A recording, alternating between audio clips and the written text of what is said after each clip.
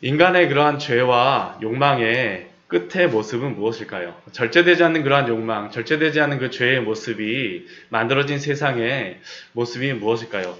오늘 말씀은 어쩌면 그러한 모습, 하나님의 그 마지막 심판 때의 그러한 모습이 어떠한 모습인가를 우리에게 보여주고 있습니다. 그것은 무질서한 세상으로 가는 것이며 또한 그 결과는 다시 창세기에 처음 하나님 창조하시기 전에 그 무질서한 모습으로 혼돈하고 공허한 모습이 되는 것이 바로 그러한 모습이라고 할 수 있습니다.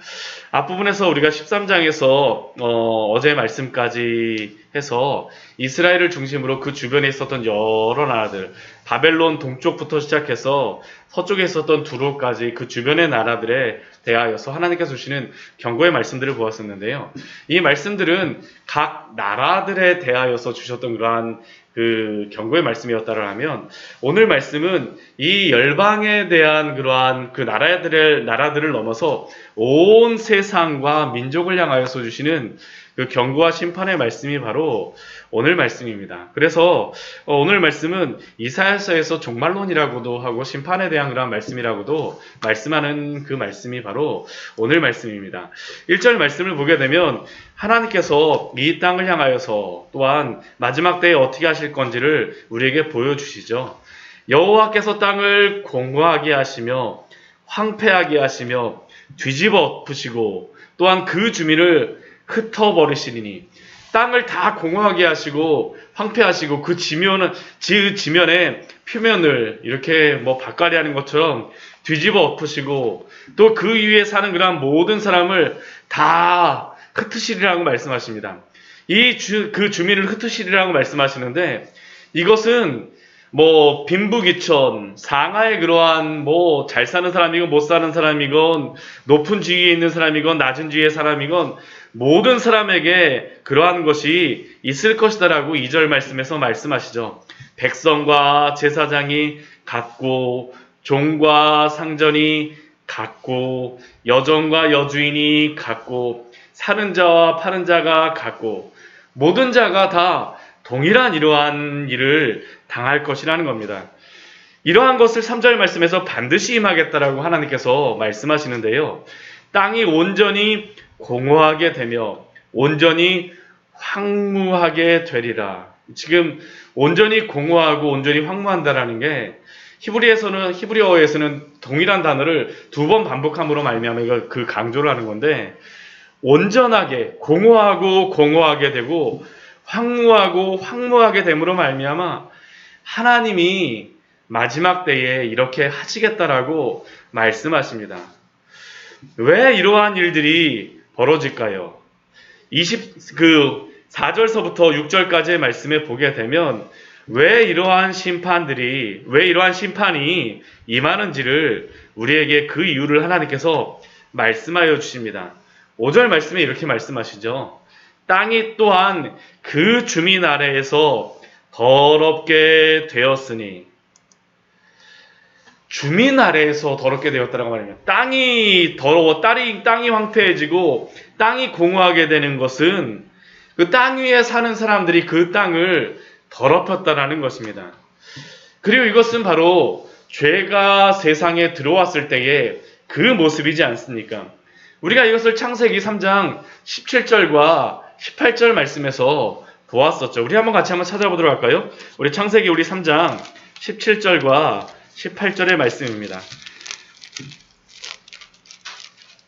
사람이 죄를 범하였을 때에 하나님께서 어떻게 하시는지 땅에 대하여서 말씀하시는 것이 있었습니다. 우리 창세기 3장 17절과 18절의 말씀을 같이 한번 읽어보도록 하겠습니다.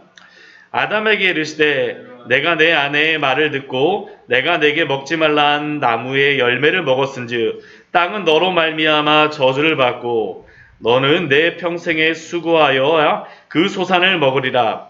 땅이 내게 가시덤불과 엉겅퀴를 낼 것이라. 내가 먹을 것은 밭의 채소인즉.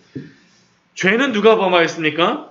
아담과 하와가 하나님의 말씀에 불순종하여서 먹지 말라라고 말씀하신 그 선악과의 나무를 먹었는데, 무엇이 저주를 받냐면 땅이 너로 말미암아서, 땅이 사람으로 말미암아 저주를 받았다라고 말씀을 하시죠.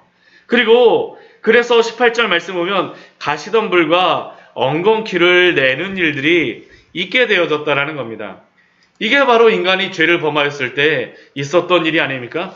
분명히 죄는 사람이 지었는데 그 결과로 땅이 저주를 받게 되어지는 그러한 일이 발생하였습니다.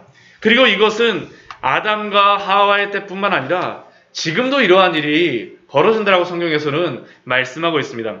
민수기 35장 33절 말씀을 보게 되면 이렇게 말씀합니다. 우리 이 말씀도 같이 한번 찾아보도록 할까요? 민수기 35장 33절의 말씀입니다. 이러한 말씀이 여러 군데 다른 데에 또 있는데요. 우리 민수기 말씀만 한번 같이 찾아보도록 하겠습니다. 민수기 35장 33절의 말씀입니다.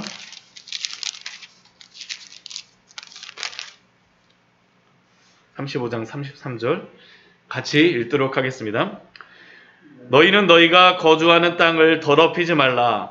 피는 땅을 더럽히나니 피 흘림을 받은 땅은 그 피를 흘리게 한 자의 피가 아니면 속함을 받을 수 없느니라 라고 말씀하시죠.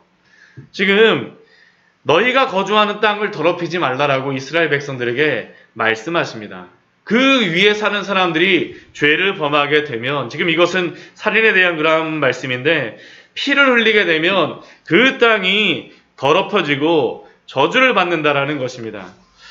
그리고 이것은 오늘날로 보게 된다면 이 시대의 환경 파괴를 통해서 또한 분명히 보여지고 있는 그러한 말씀이 아닙니까?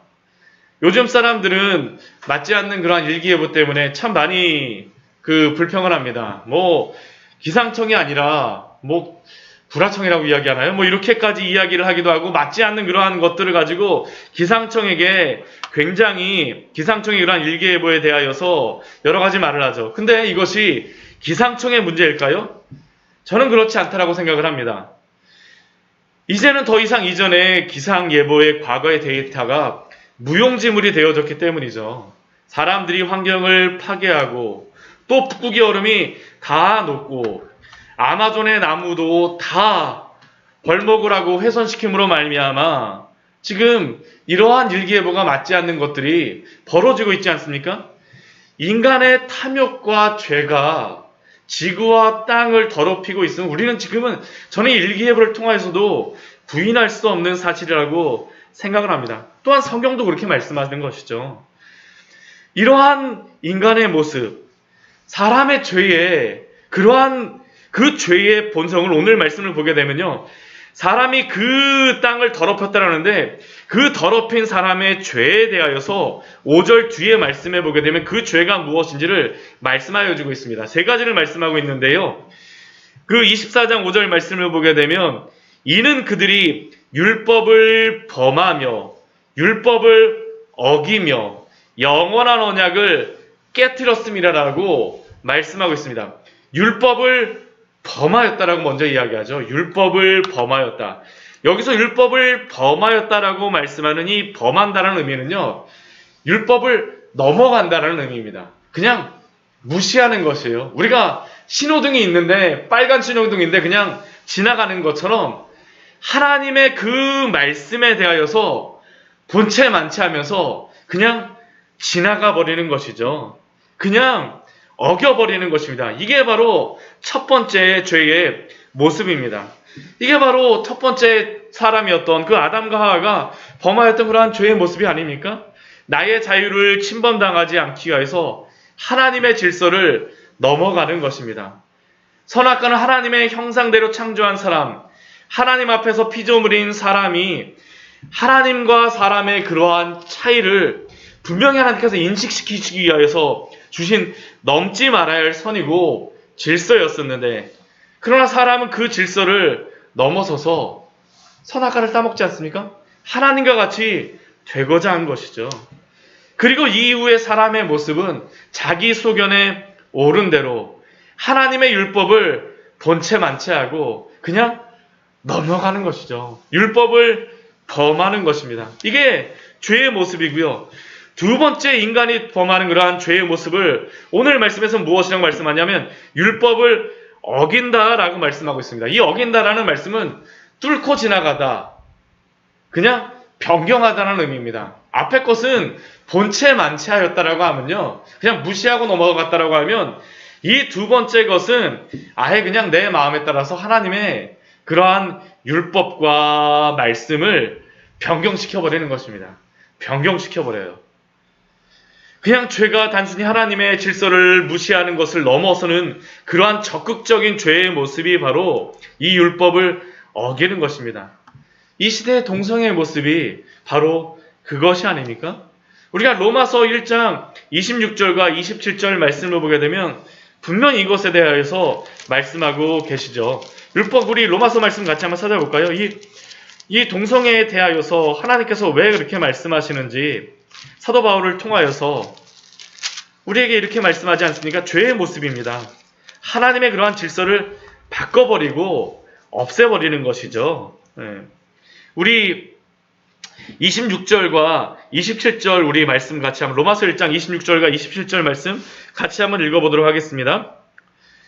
이 때문에 하나님께서 그들을 부끄러운 욕심에 내버려 두셨으니 곧 그들의 여자들도 순리대로 쓸 것을 바꾸어 영리로 쓰며 그와 같이 남자들도 순리대로 여자 쓰기를 버리고 서로 향하여 음욕이 부릴 듯하며 남자가 남자와 더불어 부끄러운 일을 행하여 그들의 그릇 때문에 상당한 보응을 그들 자신이 받았느니라. 하나님의 그러한 순리의 그러한 질서를 바꾸어서 영리로 쓰는 것이죠. 오늘 이 말씀과 동일한 겁니다. 율법을 어기는 것입니다. 하나님의 그러한 말씀을 내가 생각하는 대로 내가 맞아 이것이 옳지 하면서 어기는 것, 이게 두 번째 죄의 모습입니다. 세 번째 죄의 모습이 무엇입니까? 영원한 언약을 깨뜨렸다라고 말씀합니다. 아담과 맺으셨던 그 하나님과 인간 사이의 그러한 언약, 로마서 말씀해 보게 되면 아담은 온 인류의 머리로서 하나님과 언약을 맺었었는데, 그런데 문제가 무엇입니까? 아담 한 사람이 범죄함으로 말미암아 우리 모두는 아담 안에서 범죄하고 하나님과의 언약이 깨어진 자가 되어진 것이죠. 그리고 그 결과로서 하나님의 그러한 말씀을 이렇게 율법을 범하고 율례를 어기며 영원한 언약을 깨트림으로 말미암아 땅이 더럽혀졌다라고 말씀하고 있습니다. 아까도 환경 문제에 대하여서 말씀하셨는데, 하나님께서 우리에게 하나님의 형상으로서 이 땅을 정복하고 다스리라고 하시는 그러한 말씀은 우리로 하여금 그것을 그냥 함부로 하라는 것이 아니라 청지기로서 잘 보호하라는 말씀 아닙니까? 그런데 그것을 우리가 그 말씀을 범한 것이고 어긴 것이고 깨뜨렸음을 우리는 오늘 말씀을 통하여서도 알 수 있습니다. 그러므로 말미암아 6절 말씀해 보게 되면 저주가 땅을 삼켰다라고 이야기를 말씀하시고요. 그 위에 사는 자들이 정죄함을 당하였다라고 말씀하시고, 또한 땅의 주민이 불타서 남은 자가 적게 되었다라고 하나님께서 말씀하십니다. 이게 바로 마지막 때에, 종말 때에 있을 그러한 심판의 모습을 말씀하여 주시는 겁니다. 그래서 그 마지막 때에 그 상황은 어떻게 되겠습니까? 우리 7절서부터 12절까지의 말씀은요, 심판받을 세계의 모습을 말씀하여 줍니다. 우리 7절 말씀을 보게 되면 새 포도즙이 슬퍼하고 포도나무가 쇠잔하며 마음이 즐겁던 자가 다 탄식한다라고 말씀합니다. 포도의 그러한 추수를 할 때가 가장 즐거운 그러한 시간인데 그 즐거움이 사라져버렸다는 것이죠. 그 포도를 거둘 때에 기쁨으로 소고를 치며 수금을 타는 그러한 기쁨이 있었는데 그 기쁨도 다 사라지고 끊어져 버렸다는 겁니다. 그리고 9절 말씀을 보게 되면 그 포도즙에서 나온 그 포도주를 마시면서 그러니까 나쁜 기억들을 잊어버리려고 하는데 독주를 마셨는데도 불구하고 9절 말씀해 보게 되면 즐겁지 않고 쓰게 된다라고 말씀합니다. 그러니까 이 세상의 모든 것들이 즐거움이 사라져버린다는 것이죠. 이것은 다른 것이 아닙니다. 하나님 없이 이 세상에서 술과 음악과 쾌락과 즐거움을 찾았었는데 결국에는 마지막 때에는 이러한 술과 음악과 쾌락도 즐거움이 아니라 쓴맛으로 온다라는 것이죠. 더 이상 즐겁지 않다라고 말씀합니다. 그곳이 어떠한 곳입니까? 우리 10절 말씀을 보게 되면 그러한 장소를 무엇으로 말씀하시냐 하면요, 약탈을 당한 성읍이라고 말씀하십니다. 약탈을 당한 성읍. 여기서 약탈을 당한 성읍이라는 그러한 의미는, 이 약탈을 당했다는 의미가 다른 의미보다도요, 이게 창세기 1장 2절의 그 말씀을, 그 세계를 보여줍니다. 우리 창세기 1장 2절 말씀을 보게 되면 이렇게 말씀이 되어 있죠. 땅이 혼돈하고 공허하며 흑암이 깊음 위에 있고 하나님의 영은 수면 위에 운행하시니라. 하나님의 창조와 질서와 그러한 것들이 없는 극단적인 무질서하고 혼돈의 상태가 바로 창세기 1장 2절의 말씀 아닙니까? 아직까지 창조가 들어가지 않은 그 무질서한 모습이 바로 이러한 모습이라는 겁니다. 약탈을 당한 성읍과 같이 아무런 질서도 없고 혼돈 그 자체인 상황, 창조 이전의 무질서한 상황, 이것이 바로 하나님의 심판이 임할 때 여호와의 날에 있을 일이라고 오늘 말씀은 우리에게 말씀하여 주시죠. 이것이 바로 인간이 자신의 죄를 무한정 추구할 때에 이루어지는 그러한 때입니다. 오늘날 이 시대에도 다 우리의 자유를 위하여서 이것저것을 추구한다라고 하지만, 그러나 하나님 없이 찾을 수 있는 그 자유의 모습은 오늘 말씀과 같이 된다라고 또한 우리에게 말씀하여 주고 있는 것입니다. 말씀하여 주고 있는 것이죠. 그렇다면 이러한 시대 속에서 우리가 가져야 될 그러한 소망이 무엇일까요? 오늘 말씀은 이 말씀만으로 끝나지 않고요, 13절의 말씀을 우리에게 보여주심으로 말미암아 말씀을 마무리하고 있습니다. 우리 13절 말씀 같이 한번 읽어보도록 할까요? 세계 민족 중에 이러한 일이 있으리니 곧 감람나무를 흔듦 같고 포도를 거둔 후에 그 남은 것을 주음 같을 것이니라. 이게 한절 별다른 의미가 없는 것 같지만 이것은 다른 것이 아닙니다. 세계 민족 중에 이러한 일이 있으리니, 하나님께서는 이러한 심판의 때에 불신앙이 극심한 그러한 상황이라 할지라도 감람나무를 흔들었을 때에 아직도 남아있는 열매들이 떨어질 것이라는 겁니다. 포도를 다 거둔 것 같아도 남아있는 포도가 있다라는 것이죠. 하나님은 당신의 구원의 소망을 끝까지 우리에게 남겨주시고, 또한 남은 자가 그러한 속에서도 있을 것이다 라는 그러한 소망을 우리에게 주시는 것입니다. 이것은 바로 이 시대 속에서 하나님을 믿는 성도들이 붙잡아야 될 그러한 믿음이 아닙니까? 아무리 시대가 어둡다 할지라도 하나님을 의지하여서 오직 예수 그리스도를 믿고 하나님의 말씀에 순종함으로 말미암아 살아가라는 것이고요.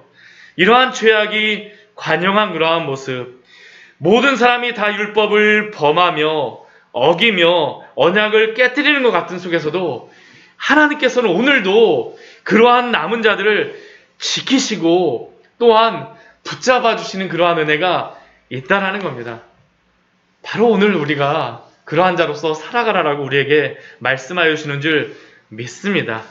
남은 자로 믿음의 좁은 문, 좁은 길을 가라라고 말씀하여 주시고 그러한 자들을 끝까지 붙잡아 주시겠다는 말씀이 또한 오늘 우리에게 주시는 약속의 말씀입니다. 오늘도 예수 그리스도와 함께 믿음의 좁은 길, 좁은 문을 향하여서 우리 묵묵히 걸어가시는 그 은혜가 있기를 축원합니다. 같이 기도하도록 하겠습니다.